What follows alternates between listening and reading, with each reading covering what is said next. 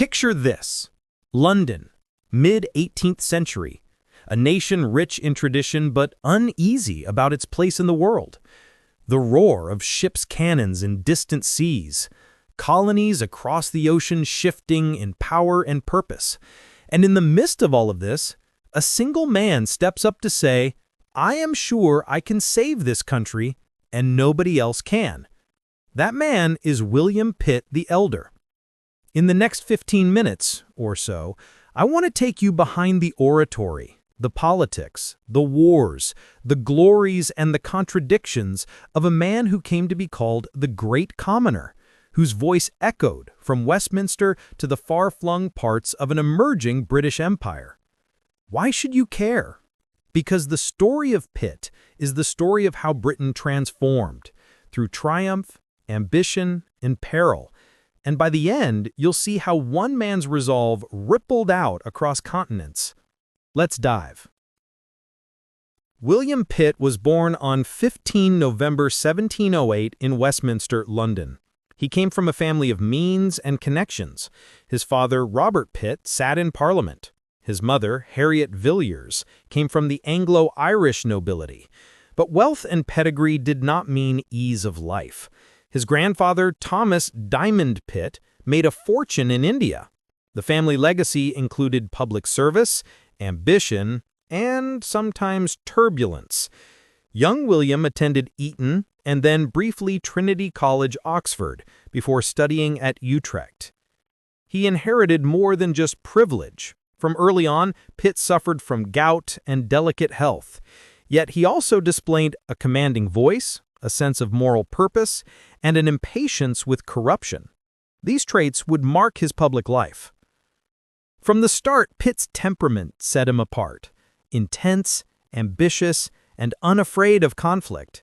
One biographer captured it: he learned to be politely insolent at Eton. He did not settle into the quiet joys of landed life. Instead, he turned his gaze toward the House of Commons, toward power, toward the nation. Pitt entered Parliament and quickly made his mark as an orator and critic of corruption. He was not content to simply ride in the carriage of power. He sought to change its course. His speeches electrified audiences. His voice could be distinctly heard outside the House, one account says.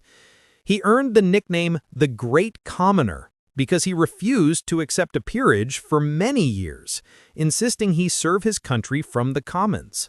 That decision was part principle, part political savvy. It aligned him with the people, with the idea of service, not just privilege. The defining chapter of Pitt's career came with the outbreak of the 7 Years' War, 1756-1763. At this moment, Britain was at a tipping point. Global empire in the making, powerful rivals in France and Spain, colonial stakes high. Pitt seized the opportunity. He declared that Britain's war would be national and maritime. He revived the militia, reorganized the navy, and directed efforts towards America and India, the grand theaters of empire. Under his leadership, British forces won major victories in 1759, the so-called Annus Mirabilis, victories ringing bells around the land. By the Treaty of Paris in 1763, Britain stood supreme in North America and India. What's remarkable is that in the midst of war, Pitt believed in linking military success to national trade and prosperity. He understood that taking territory was one thing, making it pay off was another. He aligned war strategy with commercial interest. In 1766, Pitt finally accepted a title. He became the first Earl of Chatham. That year, he assumed the office of Prime Minister, technically Lord Privy Seal, from 1766 to 1768. But governing in peacetime proved far harder than commanding in war. His health waned, his energy flagged, and the political terrain shifted. He struggled to bring his wartime momentum into the halls of peace. He also showed early sympathy to the American colonies. That is, he urged moderation, compromise, a recognition of the colonists' rights. Yet the broader machinery of empire pressed in the opposite direction: taxation, control, conflict. Here lies one of the great ironies of Pitt's legacy. The war he won laid the groundwork for the colonial tensions that soon exploded in America.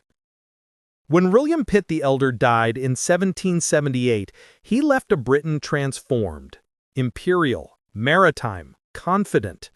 He also left a model of public life, visible for integrity, oratory, vision. The inscription on his monument in Westminster Abbey declares that, during whose administration divine providence exalted Great Britain to a height of prosperity and glory unknown to a former age. Yet his story also warns. Dominance comes with responsibilities. The structures he strengthened would carry Britain into new challenges. The colonies he defended would rebel. The wars he marshaled would strain national coffers and hearts alike. So what can we learn from his life? First, bold leadership and clear vision matter. Pitt knew what he wanted: a powerful Britain, a world-spanning trade, a navy to protect it. And he set policies to match. Second, integrity counts. He challenged corruption, took popular names, and sought to serve not just aristocracy. Third, context shifts. War and peace demand different skills. What works in the fire of conflict may falter in the calm of negotiation.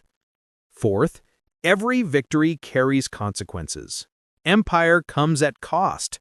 The very triumphs Pitt achieved sowed seeds of later strife. Fifth, voice and conviction still resonate. From Westminster halls to colonial frontiers, Pitt's oratory and resolve left an imprint. Here's a vivid little story. In 1759, when the bells of victory rang around Britain after a string of naval and colonial successes, one contemporary wrote that our bells are worn out threadbare with ringing for victories. The country was electrified, and at the center of that moment stood William Pitt the Elder, voice thunderous, vision expansive, ambition enormous. Yet just 2 years after accepting the title and the premiership, his national momentum slowed. His health deteriorated, and he withdrew. War had given him power. Peace proved elusive. It's a pivot many leaders face, from the heat of action to the subtlety of governance. So when you think of William Pitt the Elder, remember him not just as a wartime hero or a prime minister, but as a man whose ambitions carried a country to global heights, and whose limitations remind us that greatness is rarely uncomplicated. He stands as both inspiration and caution, the power of vision, the weight of empire. Thank you for joining me in this exploration of William Pitt the Elder. If you enjoyed this story, stay tuned for our next episode, where we'll meet another towering figure of history whose rise and fall will have echoes in our own times. Until then, keep asking, who wielded power, why, and what followed?